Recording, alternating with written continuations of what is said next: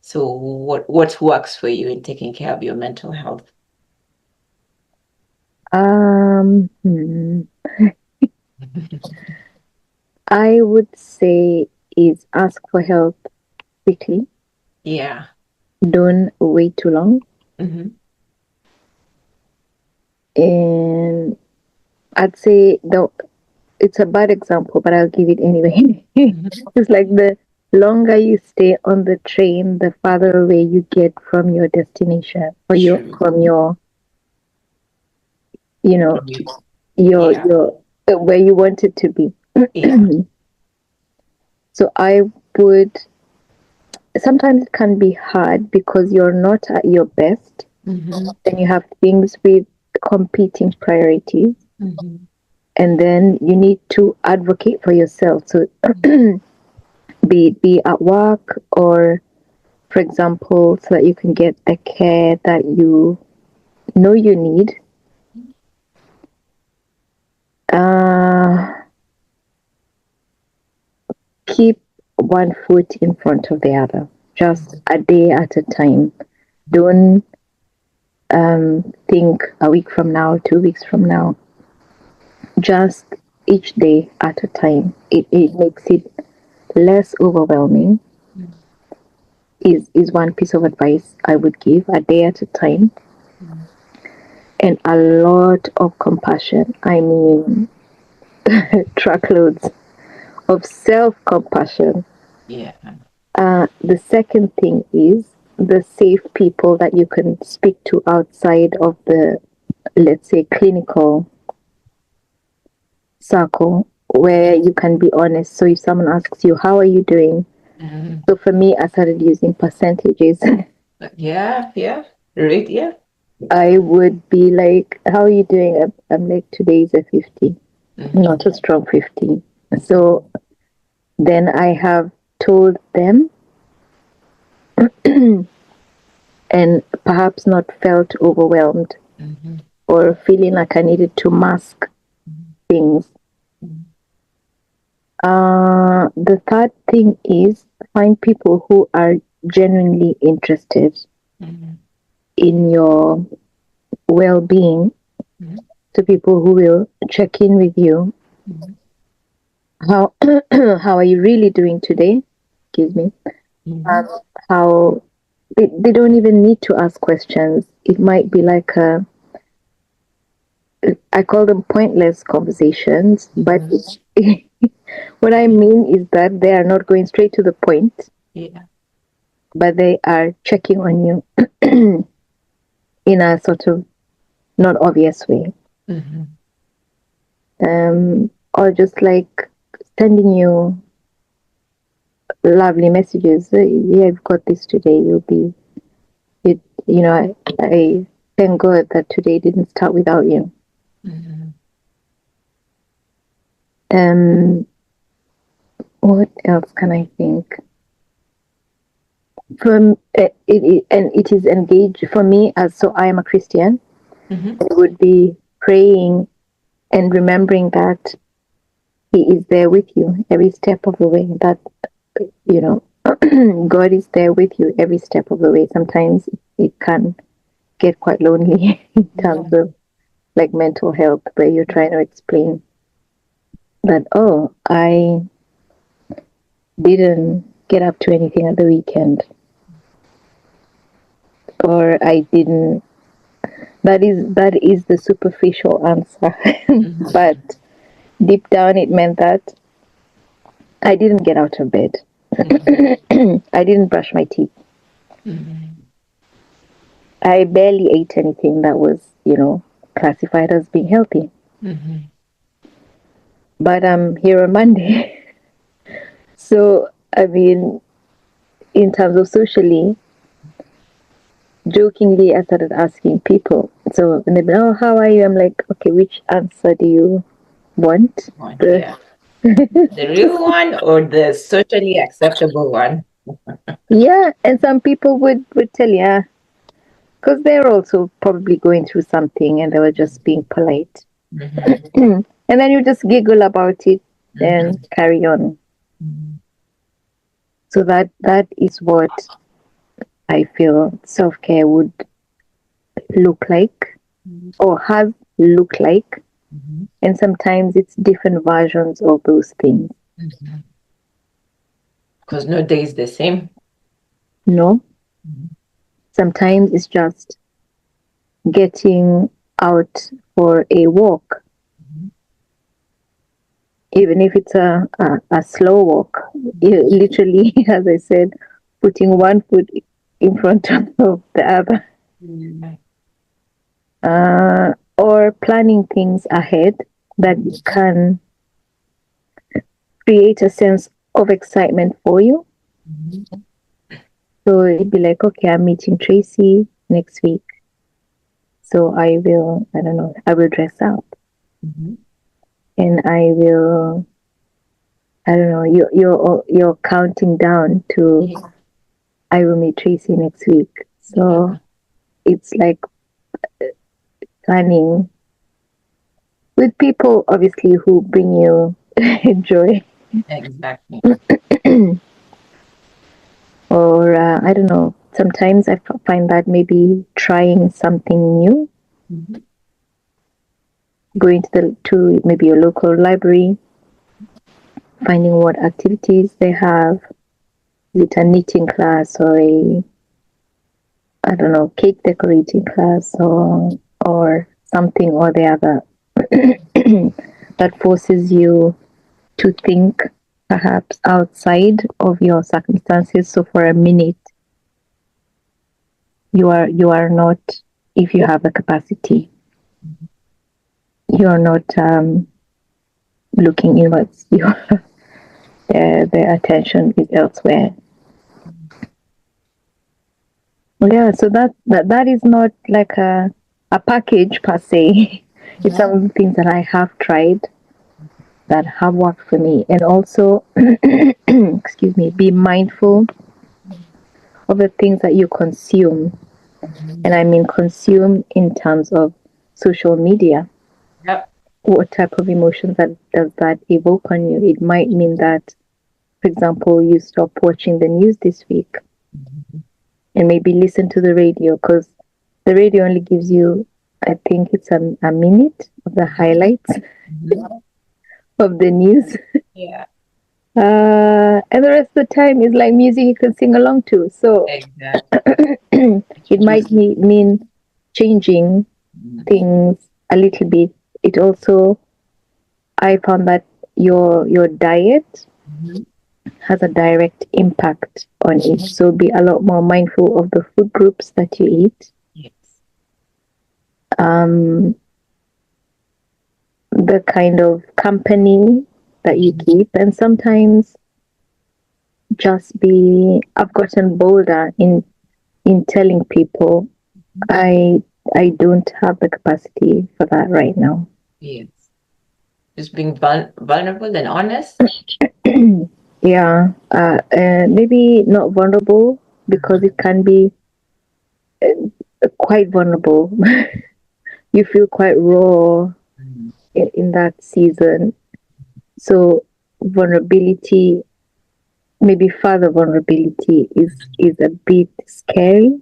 Mhm. Or I found that it was a bit scary. So it's about finding safe people and safe spaces and safe things that bring comfort and maybe a sense of excitement, or maybe plan a trip, even one that you will take next year, and just start thinking, okay, what countries would I like to go to? So that was one of the assignments I got Mhm. during one of my the seasons where I was having counseling while in under clinical depression or diagnosed with clinical depression. It was like, what things bring you joy? And for me it was travel. So it was like, okay, a list of 4 countries that you'd like to go to, but for some reason or the other, haven't been to yet. And I was like, okay. And then one thing, it sounds bad, one thing led to the other. Actually, it was a safe friend who I was talking to at that time. And they told me, they were like, oh, so how are you doing? Blah, blah, blah. And I was like, oh, yeah, this, my last counseling session, we spoke about this, blah, blah, blah. And they're like, oh, I have a friend who organizes trips to my destination of choice. And I was like, no way. So I ended up going to a country that has the best thing ever. So it's Cuba. Yeah. And I Cuban. thought, wow. Like, even now when I think about it, I think you have no idea what a breath of fresh air you are to me. I tell her all the time. Yeah. Yeah. So, as I said, sometimes your curiosity leads you to beautiful destinations. So that was a physical destination. And sometimes it can be, or you find that the destination is you try a new skill and you find that you're really good at it. Mhm. And people, I don't know, enjoy your new skill set. So I'm just saying baking, you might think, oh, let me try my hand at baking. And then you find, oh, you're really good at baking and people enjoy your cakes. Yeah. So it's the little highlights. Find we're all driven, I suppose, by different things. So curiosity might not be yours, but it might be something else. So engage in your curiosity, and by all means, also engage in, I don't know, cognitive behavior therapy or talking therapy or whatever. Mm, yeah, sometimes there's no direct answer, and the healing is not linear Mhm. in my experience. Yeah, definitely. And other times you might need to try many different things before you come to, a place where you feel like yourself. Yeah. And sometimes it's just accepting that you're in between. Mhm. Yeah. Amazing. So a wide range, talking therapies, counseling, your faith comes in, what you eat comes in. People don't realize the link between what you're eating and your mood, your mental health, and Yeah. your friends. And I love how you put it, seeking that help as soon as. The longer you're on the train, the farther away you'll get. So when you notice something, seek that help, and you definitely benefit from it. And this is how you actively take care of yourself. And I imagine, sometimes we may just think you're dealing with the diabetes, but you've also got other things going on. You're a human being, so it's Mhm. not just one thing. So of course, sometimes things can get overwhelming. I feel like if there's any year people have been caught in challenges, is 2025. So it's okay to seek help. It's okay not to be okay. And Mhm. is that okay? Yeah, Yes. it's okay not to be okay. Yeah. Yes. I love that. Yeah. So and you can find a variety of ways, Mm. and mix them all up. Yeah. So I also want to ask you, like, and I'm not even saying that my condition is the same as yours. So Mm. back in 2020, when I was sick and dealing with long COVID, I noticed, first of all, we were in a pandemic, so going out was limited anyway. But Yeah. then I started to notice, maybe, I don't know if it's because I'd said no, I don't want to go out, because for me, I was trying to protect myself. I wasn't trying to get more sick, and this virus is out there. So I don't know if it's because of saying no, then now I wasn't getting the invites, So I don't know if you've experienced anything like that where maybe you decide, this weekend I just want to relax. Or maybe, as you said, there are some times where you didn't get out of bed, you didn't brush your teeth. That's just where you are. So then how has having type 1 diabetes affected your friendships? Yeah, let me just say it that way. So I pick friends. The advantage is that in this life, you can pick your friends. You are allowed to pick your friends, Yeah. or unpick them. So, and I mean that in the kindest way. Of course. And as I said, it's people who feel safe, people Yes. who have a high level of compassion. Yes. So, for example, if we had a dinner appointment or whatever this evening, and I was having you always take into account Mhm. things, other. Yeah. I categorize them as other. So you always take into account the other. So you might factor in, okay, it'll take me, I don't know, I'll start getting ready maybe 2 hours before I should get out the door. And then you have a low sugar. How does that impact on your punctuality? Mhm. You can try your absolute best. And then there's a time I remember a season when I was having challenges with my mental health, and I'm in clinical depression. And I had like some kind of time blindness.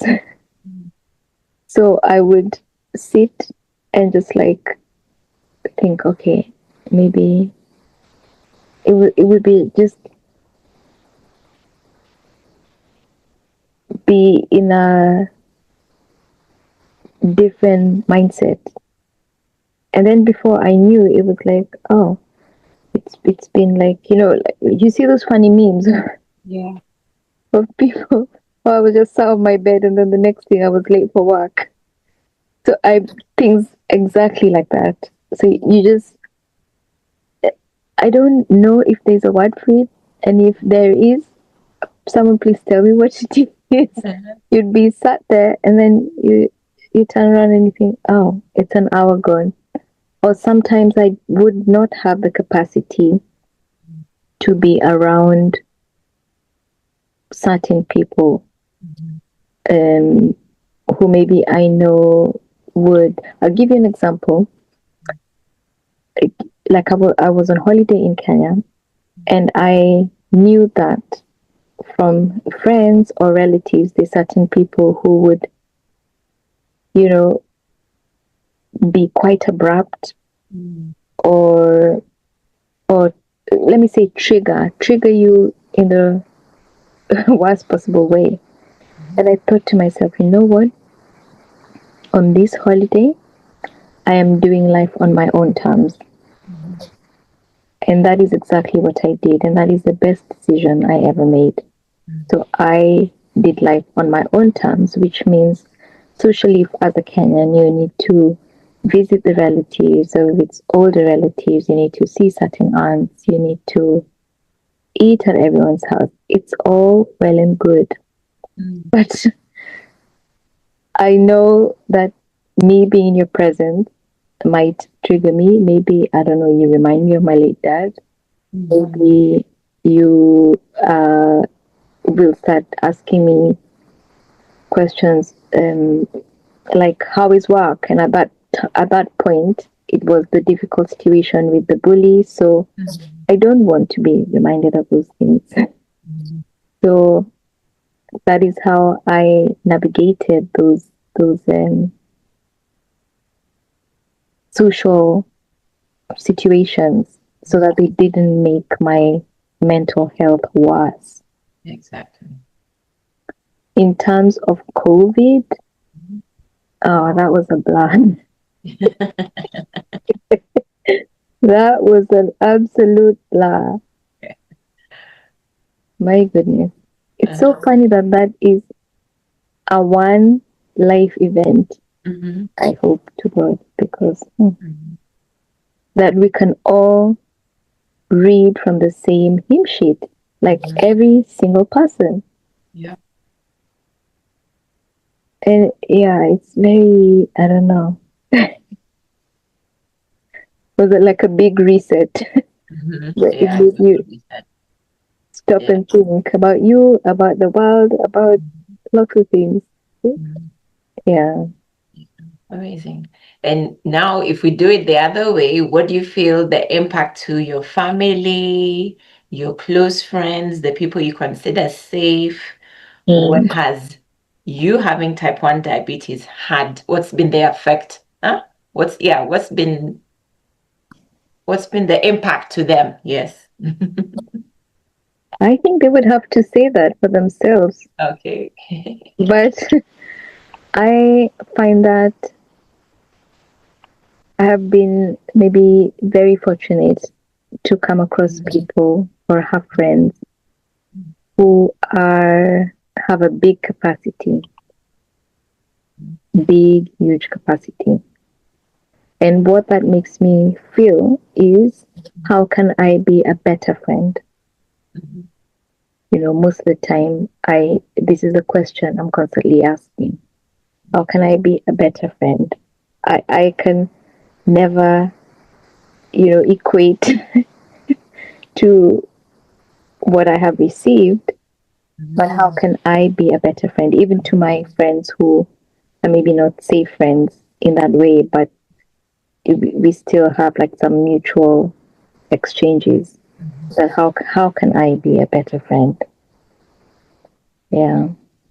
That's amazing. And I think the same resonates for me because I felt maybe I didn't receive is it the empathy or just the accommodation? Like example for you, you're saying, sometimes you plan to meet and then you have a hypo, you have to deal with it. So then that Mm, means you're going to be late. So mm, for me, maybe sometimes I'll say because movement for me was restricted, then I would want to meet somewhere closer. So for those friends who were like, yeah, I'm fine, like it made such uh it seems something small, but then it's so big because it's just showing that you're willing to accommodate me, you're willing to consider my situation. You don't have to, and some people didn't, but mm, you have. So even for me, it's made me think, you know what, I need to do the same for others. And even now hearing your story, like we could plan to meet. You have a hypo, you have to deal with it. So I can be flexible, say with someone who has type 1 diabetes and just be understanding. Yeah, be understanding. Yeah. mm, So, and with everything you've learned, everything you've been through, I'm sure you've seen some strengths in you, maybe you didn't recognize. So, what are some of the personal strengths you've seen or discovered rather in this journey? mm. An ability to keep cool when things are falling apart. For sure. Like I can imagine that time when you're at the wedding. Yeah. Oh my gosh. Yeah. And let me tell you, I was a cake matron too. Mm-hmm. And I'm thinking, okay. And I thought, you know what? I know where the closest hospital is. Like I had mapped everything out in Mm-hmm. case Yeah. things take a turn. But it was alright. And yeah, the bride doesn't know. I hope she doesn't watch this video and feel guilty. Yeah. But yeah, it was like one of our mutual friends would just come around and be like, and I'd be like,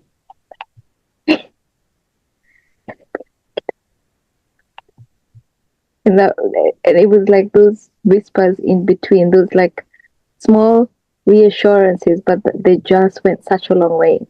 Yeah. Yeah, and I'd say the ability to look to not look like what I'm going through. Mm-hmm. Mm-hmm. And how do you do that? The grace of God. True, true.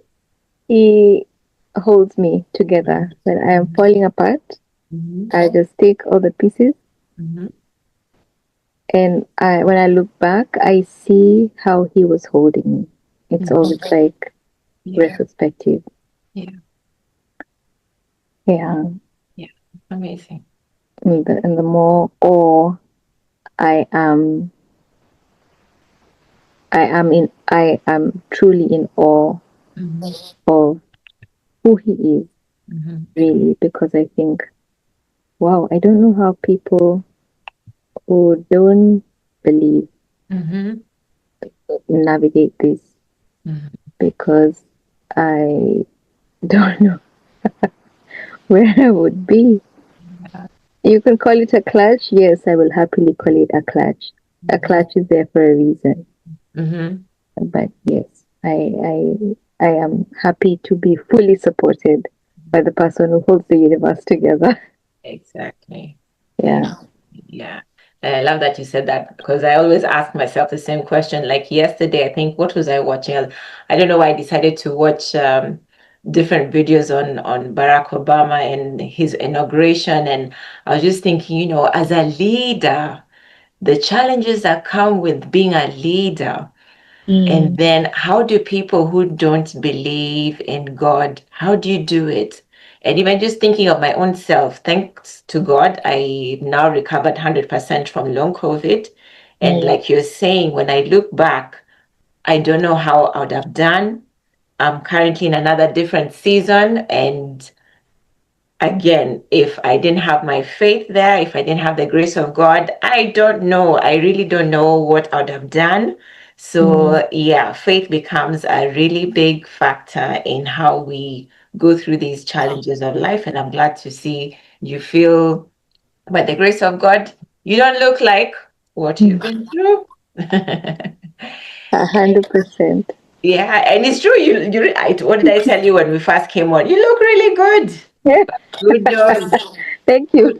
Who knows what has been going on behind the scenes, behind the years? So, yeah, we thank God for You- that.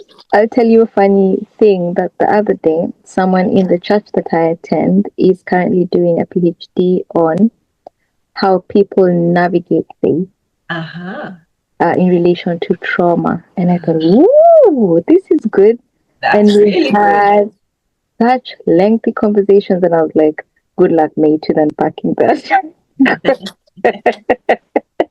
There's a lot Yeah, to unpack there, and it's quite an interesting. I don't think it's something that's been widely this is um, amazing. Yeah, addressed, yeah.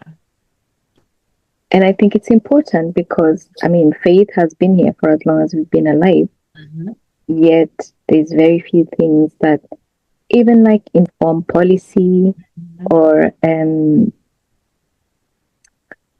things of that nature, or help maybe like a healthcare profession who is not of any faith, mhm, be able to understand how you make your decisions or why you wouldn't take certain decisions and things like that, aside from the things that are put out and sort of give a negative frame, frame it negatively, you mhm, know, mhm. evidence based, lived experience. And I thought Yeah, this is brilliant.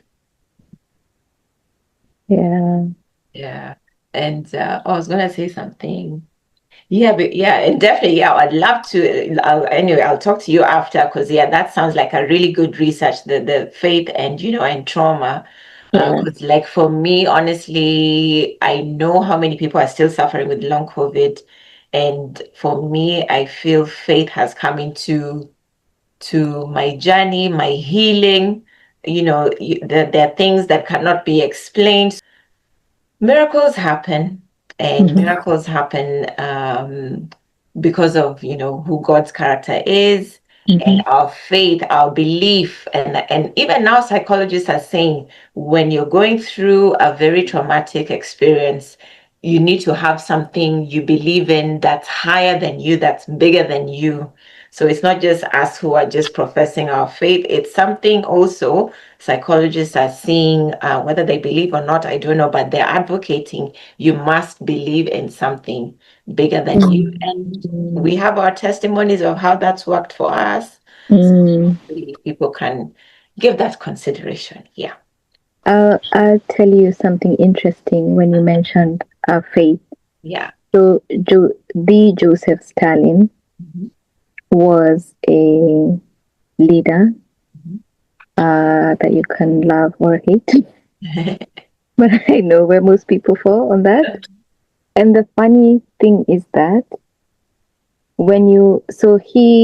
has he was a major in theology. That was the most shocking fact I found out about him. Mhm. And the fact that in order to be able to continue Mhm. or implement his beliefs on people or governance on people, he actually around about the area in which he was leading. I'm using the term loosely, which includes like Armenia. There's lots of um, so Armenia, I think, was the first country in the world to adopt Christianity as their national religion, and then Ethiopia, and then Georgia, the country Georgia. So there's a rich history of Christianity in that region. And what Joseph Stalin did when he was in power is he built things to obscure the view of the monasteries. So monasteries in those times were like churches, so a representation of a faith. But in order for him to rule people the way in which he wanted, he wanted to take away to take away the hope. And in Proverbs, there's a verse that says, "Hope deferred makes the heart sick." So it was like taking the eye off the Creator by obscuring the view for the people. Any monastery, they had like wiped out, like whitewashed the frescoes. So there was no represent. It was supposed to be like to to take away the faith from you. So it just shows you what an important part faith plays in everyday life.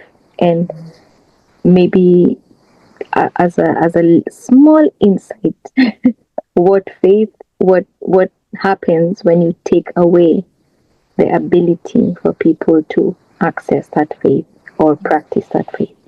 Yeah. So Yeah. it's not something to be taken lightly or for granted. Mm-mm, mm-mm. Yeah, true.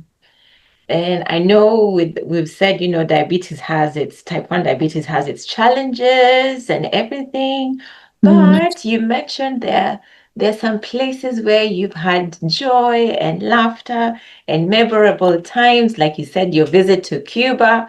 So what else has been memorable despite the other side of diabetes? What is memorable is the resilience in which I have observed in certain people. Mhm. So in the recent years, is coming across diabetics in like war-torn countries like Ukraine or Palestine. Mhm. And it was seeing just how resilient they are. So it then made me realize, you know what? I think diabetes comes co-signed with resilience as as a positive thing. And the maybe the second thing to that is I know a lot more about food than people in the general population. Mhm. So, like food groups, gastric emptying, all of those things. Mhm. So, sometimes when I hear people give facts, I think, oh boy, nah. I'm a Like which living one? Like which question. one? Like which one? Like the one, oh, this is a low carbs Oh and yes, yeah, mm, yeah. uh, that is not low carbs. Do you really understand what carbs are? Mhm, I remember another time I was at a buffet, mhm, uh, and someone was like, "Oh, the doctor told me I have cholesterol." And mhm, then when they're at the recovery, they're asking for the part that has the most fat, the mhm, fattiest part. And I thought, oh boy, mhm. you really didn't get it, did you? I thought, where advantage of the diabetes journey, I suppose. Yeah, yeah, yeah, yeah. And I guess also to your social life as a friend, your aim is to be more supportive. Yeah. Any other thing? Like, does it make you like now, as you said, does it help you create healthier boundaries? Like now, when you visit Kenya, yes, yeah, the traditional thing. I need to see everyone, but I can say this one triggers me. So it gives you a nice, healthy boundary that supports you in all aspects of your life. I feel that this far, Mm. boundaries are so.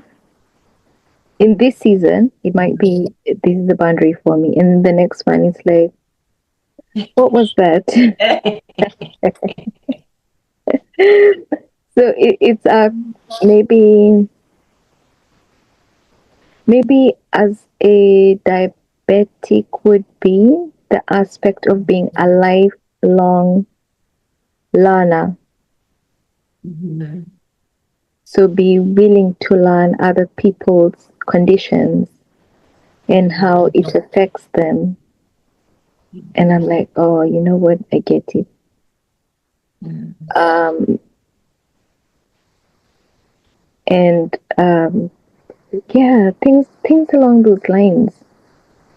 I Mhm. suppose I'm not sure if I answered your question as a whole, but I feel like my brain started drifting off in like 10. No, you have, yeah. So it's brought out, or like you were saying earlier, you're a curious person anyway. So in this journey, which needs lifelong learning, things are changing, technology is changing. Your curiosity also helps you to keep up with things. And then, yeah, so I feel like the picture you're painting is you end up this well-rounded person who fits well in society because you're also understanding and putting yourself to learn other people's conditions, not just yours. So then you end up to be this understanding, empathetic, compassionate person. Hmm. Yeah. No, really, because yeah, that's what's coming up from Okay. everything and resilience Wow. as well, which we need in this life, whether you have an underlying condition or not. So you've Mm. got the skills for life, you've got the skills for people, and definitely the skills for resilience. When someone else is saying it, it Yeah, sounds it really doesn't. different. I'm like, Yeah, wow. yeah. Like, is that me? It is you. It is you, I promise. Yeah. That is So very kind. You're welcome. You're welcome. So welcome. So the whole point of this podcast is to help people overcome their blocks and their barriers. And this is Diabetes Awareness Month. So we want them to take action in different ways. You've already said a whole bunch of lovely things. Education, being curious, I guess, and just lifelong learning. Now, you also mentioned at some point, you have eye checkups and feet checkups and blood testing and monitoring. Why is it important? Again, from a pharmacist point of view, I know some people never used to go or they struggle to go for these checkups. Yeah. What is your encouragement to them on why they should go for these checkups? Most of the time, when these tests are being done, they are informing what's going on Mhm. beneath the surface because there's a lot more that's going on than is seen by the, you know, naked eye or front facing. So it is important to attend those tests because if something is going on, then it can be caught quickly and dealt with, in a more, it'll give you a softer landing. Yes, I know there might be seasons where maybe there's a lot of things going on. There's moments where I've been waiting for a test. I went for a test maybe to have like a differential diagnosis, and I feel a certain way. And I've seen the doctor try to call me, and I've looked at the phone and thought, I'm not picking that up. And that is me being honest. Mm. But then when it turns out that after I picked up, it was nothing or something that can be dealt with quite quickly. But at that moment, I perhaps did not feel ready to take on any more new information or a new diagnosis or a label or whatever. And it is okay to tell the good thing is that in the UK, there is a capacity to be able to tell your healthcare profession, hey, I'm going through things right now and I don't have a big capacity for all of these things.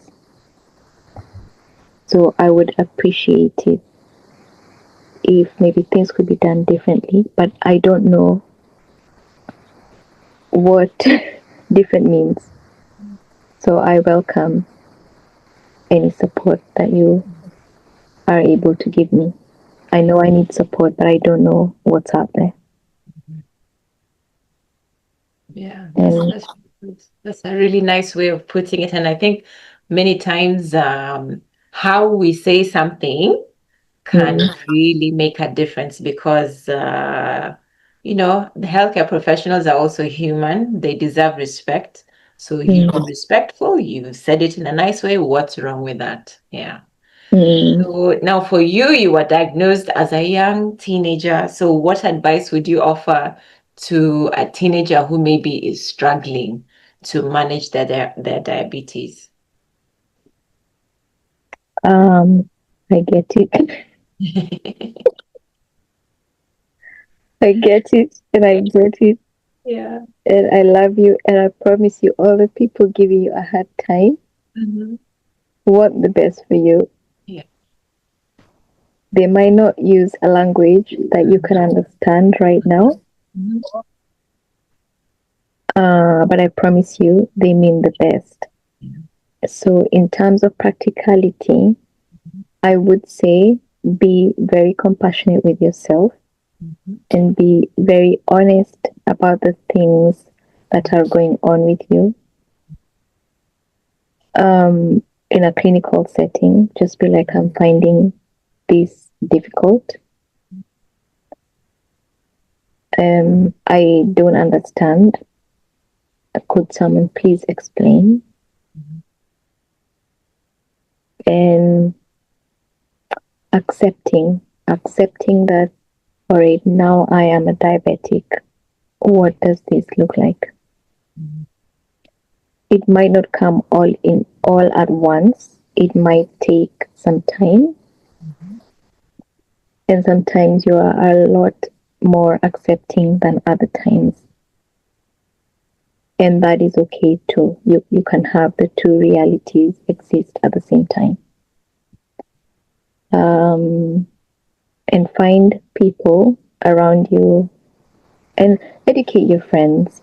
Educate your friends um, around diabetes or not to eat your snacks. That you need them or carry snacks for you. if, if not all the things can fit in your bag, Mhm. ask them to take some snacks. So if you're going, I don't know, for a little concert or whatever, and everyone has a little bag, just make sure like everyone has a little tab of Lucozade sweets or whatever, Mhm. so that if yours run out, or for whatever reason, then you can, get some from them, maybe teach them how to what it means. So you'd be like, oh, I'm shaking a little bit. I might need to, sit down for a little bit and wait for my sugar level to come up. Mhm. So teach them. They don't know. Mhm. And most times you'll find that they are very proactive, maybe even more than you. So you'll Yeah. find them checking. Have you injected? Yeah. You have you eaten? Is everything okay? You find Yeah. people who will check on you, or people will be like, "Oh yeah, my grandma's diabetic and she does this." Mhm. They you find if you open up Mhm. when you are ready to open Mhm. up, Mhm. find that there's people who are there to meet you Yeah. where you are. Yeah.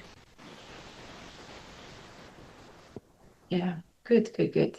And I was going to ask now, what's the best way for people to support someone with type 1 diabetes in their circle? But I guess now it would be the opposite of what you're saying. So we receive that learning, we are open to them, we meet them where we are, where they are. Is Mm. there anything else that we should do? And I think for me, why I ask this also is especially again in ethnic communities like ours where we are very social, our events are packed with food. Kenyan culture is there's a lot of drinking in Kenyan culture. So if how do we best support people knowing that's the social context that we're living in or that we've come from or that we're used to? How do we support people? How do we support people? Mm. Don't